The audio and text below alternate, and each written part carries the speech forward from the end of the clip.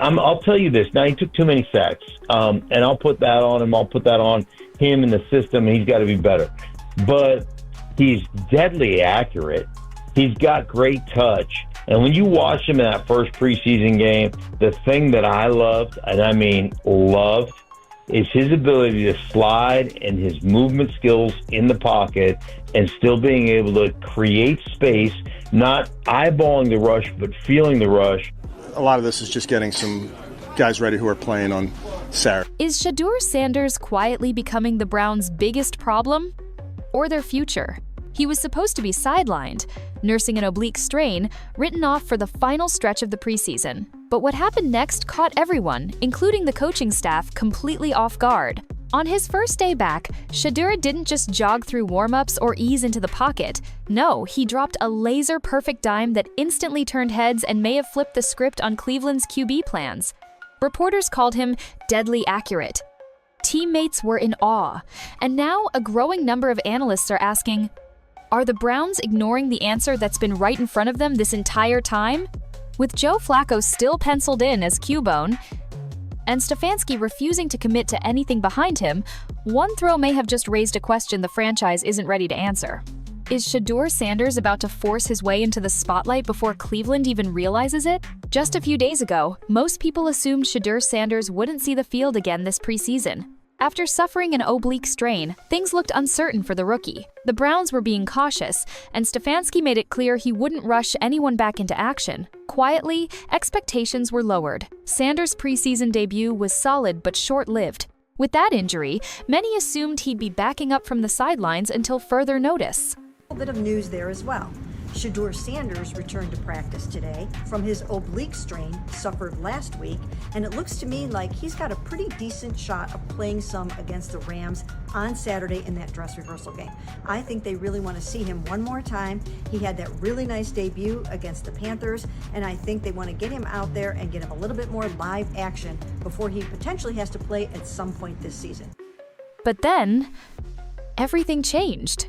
He was cleared to return to practice, and what happened that day had everyone watching closely. No hesitation, no rust. In his very first session back, Shedeur uncorked a 40-yard laser across the field that instantly became the highlight of the day. A throw so sharp and perfectly placed that it silenced all the murmurs about his condition. It didn't look like a guy shaking off an injury. It looked like a quarterback on a mission. Analysts who were at the facility said it was the kind of throw that makes coaches rethink their depth chart. And Stfansky, who's been notoriously subtle when talking about his quarterback room, had no choice but to take notice. He confirmed that Shedeur was being prepped to play in the team's final preseason game, a critical dress rehearsal before regular season decisions are locked in. Shedeur has to overwin. Shedeur has to not only win these battles, she has to do it in a way where he's above reproach. I think he did it in 3 ways. I think he acclimated himself well with his teammates. Now the conversations have shifted. What was supposed to be a slow comeback turned into a potential breakthrough moment. Even during individual drills and basic warm-ups, Sanders looked laser-focused. No signs of discomfort. No signs he'd missed time at all.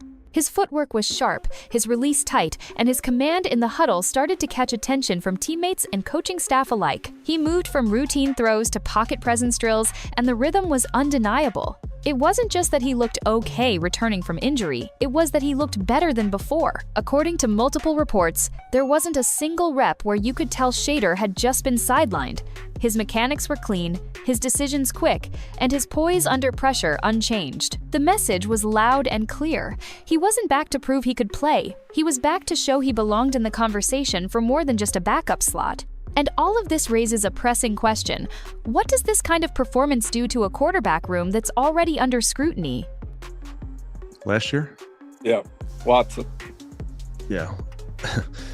What year is this? Because whether they're fully ready to accept it or not, the Browns just watched Shedeur Sanders take the quietest injury comeback and turn it into the loudest statement he's ever made. Shedeur Sanders didn't just return to practice and play well. He returned with a level of composure and precision that made it hard not to ask, how is this guy not already QB2? While most rookies come in with raw ability and need time to adjust, Sanders looks more polished than anyone expected, including some inside the Browns' own camp. His pocket movement, poise under pressure, and deadly accuracy are making him look more like a seasoned pro than a mid-round rookie just trying to earn backup reps. And it's not just social media hype. It's not just fans overreacting to a few flashy throws. Former NFL lineman and respected analyst Mark Schlereth recently broke down the film on Shedeur, and what he saw had him genuinely impressed. According to Schlereth, the most underrated part of Sanders' game isn't just the arm, it's his feel for the pocket. The ability to slide, shift, and adjust without panicking, all while keeping his eyes downfield. That's the wrong move. I think you should have looked at one of these rookies to see if you had your franchise quarterback in the building, whether it's Shedeur Sanders or Dillon Gabriel, who I felt both had good debuts here in the preseason. You know what Joe Flacco is. Don't make the comfortable, familiar decision. Figure out if one of these young men that you drafted in the 3rd or the 5th round could be the guy.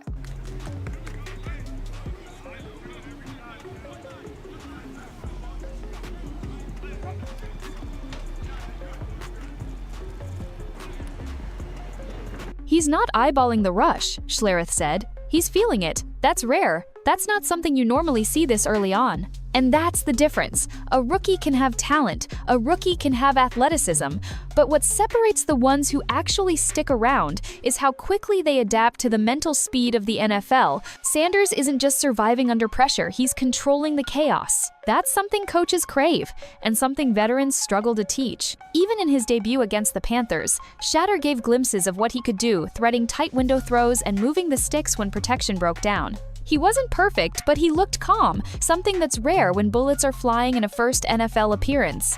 In practice, that calm has now turned into control. During a recent closed practice, Sanders dropped a flawless touchdown throw into the corner of the end zone tight coverage. Perfect timing, absolute dime. No panic, no forcing it, just slow. Clinical execution that made you forget he was even recovering from injury. And yes, it's still early. Yes, it's only training camp. But the buzz isn't coming from nowhere. Receivers are talking, defensive players are nodding. Stfansky is getting asked about Sanders' reps more and more every day. The building energy isn't just hype, it's something real. Because when a mid-round rookie starts making throws, only your starter should make, and looks more composed than your veteran backups, you either pay attention or you miss your window. And if Sanders keeps operating like this, they might not be able to keep him on the bench much longer. For a head coach, Kevin Stfansky usually plays it safe with the media. He gives the standard "will evaluate everyone" answers, avoids inflaming any narratives, and keeps the quarterback talk as lukewarm as possible. But lately, that quiet approach is starting to raise some serious questions, especially when it comes to Shedeur Sanders. Before this week, the Browns' backup quarterback situation was barely on anyone's radar. Joe Flacco was the presumed number 2. Dillon Gabriel had his moments. Shedeur, recovering from an oblique strain, wasn't expected to shake the table. A few practices, maybe some mop-up reps in the final preseason game, and that'd be it, right? Not anymore. Now that Sanders is back and showing everything from sharp mechanics to leadership in the huddle, Stfansky has found himself cornered, and instead of giving clarity, his deliberate silence is doing the opposite. When asked directly about the quarterback depth behind Flacco, Stfansky gave a vague answer. "We'll make that call in a couple of days." No elaboration, no enthusiasm, no comment on how impressive Sanders has looked in his return. And that's exactly why people are talking. Because if nothing had changed, if Sanders' return didn't mean anything, there'd be no need for secrecy. But the way Stfansky is dancing around the topic, it's only adding fuel to what analysts and fans are already thinking. Shedeur Sanders is forcing a conversation the Browns weren't ready to have. Normally, you'd expect a coach to downplay a young rookie climbing the depth chart. But silence? That's different.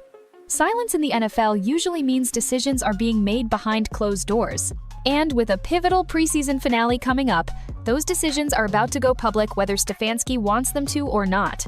It doesn't help that the team has already given Sanders the green light for more snaps in the next game. If the Browns just wanted a third-string body, they wouldn't give him important reps during the dress rehearsal phase.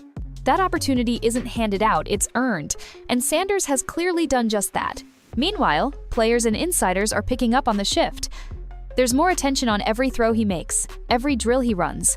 The reps are being monitored more closely, and behind the scenes, the tension is rising. Because if Shedeur shows out again, even for just a few drives, the pressure on Stfansky to explain his depth chart choices is going to skyrocket.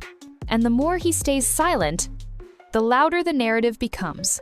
When the Browns signed Joe Flacco, the logic was simple. He's reliable. He knows how to manage a game.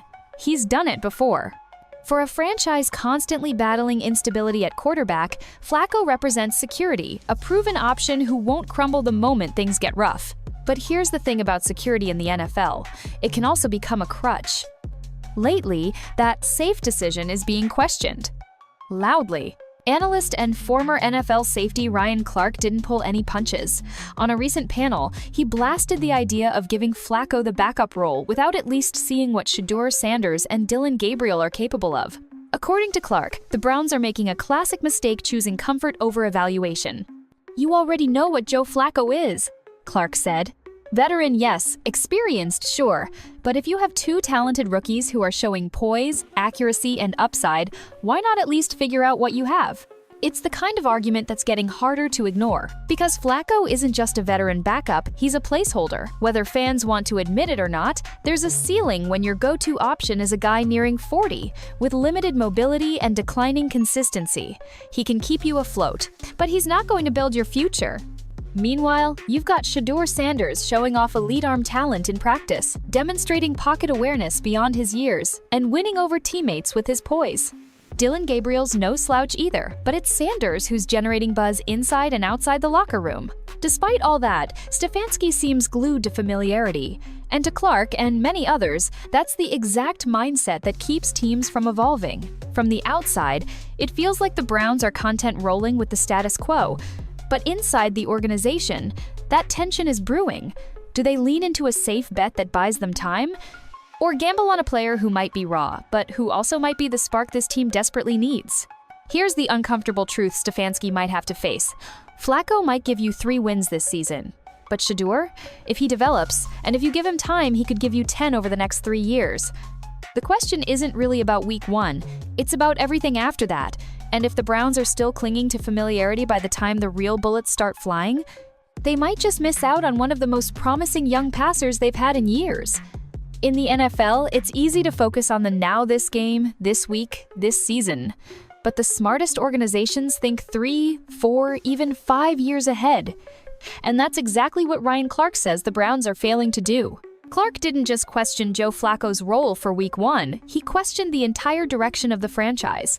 In his words, giving the reins to Flacco over rising talents like Shedeur Sanders and Dillon Gabriel isn't just a short-term mistake, it's a long-term strategy failure. "These are the kinds of QBs you build around," Clark said on air.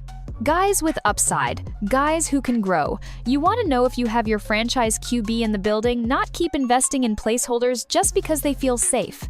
And he's not wrong. Around the league, we're seeing team after team take risks on young quarterbacks, and it's paying off. Think about how Brock Purdy went from Mr. Irrelevant to a playoff starter. Think about how Jalen Hurts became a franchise centerpiece after being doubted early on. It starts with giving them real reps, not just clipboard duty. Yet here, the Browns are sitting on 2 intriguing rookies, and they might be content benching both. For a franchise that has struggled for decades to find real consistency under center, you'd think there would be more urgency to explore every possible path forward. But instead, they seem more focused on getting through the preseason quietly, without rocking the boat. The problem? That boat is already shaking. You don't get many chances at a quarterback who might have it. And while nobody's saying Shedeur Sanders is a guaranteed star, his mechanics, poise, and leadership qualities, they're real. The kind of traits you either have or you don't. If he shows even a flash of playmaking ability in the final preseason game, the Browns will be facing a critical fork in the road. Do they double down on comfort, ride with Flacco, and keep their young QBs buried on the depth chart for development? Or do they open the door even just a crack for something bolder, riskier, and potentially far more rewarding? If they wait too long, they might never truly find out what they have in Sanders. And worse, they might watch another team figure it out for them if he walks later in his career. That's the future Ryan Clark and plenty of others are warning about. One where the Browns had their guy all along and just never gave him the keys.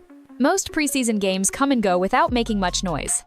A few highlight plays, a lot of vanilla schemes, and final reps for depth guys who may never touch the field again. But this next one? For Shedeur Sanders, it could be career-defining. After weeks of speculation, flashes of brilliance in practice, and growing pressure from analysts, the Browns have confirmed that Shedeur will see action in their final preseason game. It's more than a formality. It's a test, the team's version of a crossroads. And everyone on the inside knows what's at stake. This isn't garbage time football. In the NFL, the final preseason game is often used as a live experiment, a last opportunity to evaluate bubble players, but also a subtle proving ground for decisions the coaching staff haven't fully made yet. That's exactly where Sanders sits, somewhere in the gray zone between insurance and investment. He's already passed the eye test in practice. He's shown he's fully healed. His timing, accuracy, and composure are all on tape. But nothing will speak louder than what he does under live fire, especially with the stadium lights on and the pressure turned up. Think about it. One standout drive. One back. Shoulder touchdown. 1/3. And long conversion under pressure. And everything changes. He's no longer just the talented kid with potential. He becomes the guy people demand to see more of, the name the fan base starts chanting when Flacco goes 3 and out in week 2. What makes this moment even more critical is Stfansky himself. So far, he's refused to show his hand. No clear QB2 announcement, no glowing press conference quotes about Sanders' future. Just vague answers, short responses, and carefully worded coach speak. But with the whole football world now watching, stepping around the issue won't be an option much longer. If Shedeur shows poise under pressure, as he's already done in his first preseason outing, and caps it with another highlight-worthy performance, the pressure on Stfansky will reach a whole new level. He'll have to answer the tough question. Is staying comfortable worth passing on raw talent that's already knocking on the door? Because, let's be honest, this isn't just a last chance for Shedeur. It might be the only real chance the Browns give him in a meaningful setting this season. And if he delivers, it will be impossible for the coaching staff to keep brushing it aside like a feel-good rookie story. High-stakes preseason games are rare, but for Shedeur Sanders, this one's different. This isn't just a showcase, it's a statement. And that final whistle could very well determine whether he's the backup, the future, or just another missed opportunity in a league that moves on fast. The Browns came into this preseason thinking their quarterback room was set. Joe Flacco was the reliable veteran, the steady hand behind Deshaun Watson. Shedeur Sanders was supposed to be a developmental project. No pressure, no urgency, just time. But Shedeur had other plans. From the moment he returned from injury, everything shifted. His mechanics looked sharp, his confidence was unshakable. And that arm? NFL ready. It's not just what he's done, it's how casually he's done it. Nothing about his performance feels overwhelmed or rushed. He looks like someone who understands the assignment and is quietly executing it better than anyone expected. Now, Stfansky and the Browns are standing at a defining moment. Do they double down on experience with Joe Flacco, safe, predictable, and known? Or do they take a chance that Shedeur Sanders, with all his raw talent and leadership traits, might be more than just potential? That he might actually be the future they didn't know they already had? There's no denying that Flacco brings vet presence. He's been around the league. He won a Super Bowl. But that's the past. Today, teams win by finding magic early, by trusting the guys who can grow into stars, not just hold the line. And in a league where just one shot can change a career, Sanders might be standing on the edge of that moment right now. Because this isn't about one preseason game. It's about what kind of franchise the Browns want to become. Do they play scared and lean on familiarity? Or do they act like a team building something real and start investing in the guy who's already turning heads without even trying?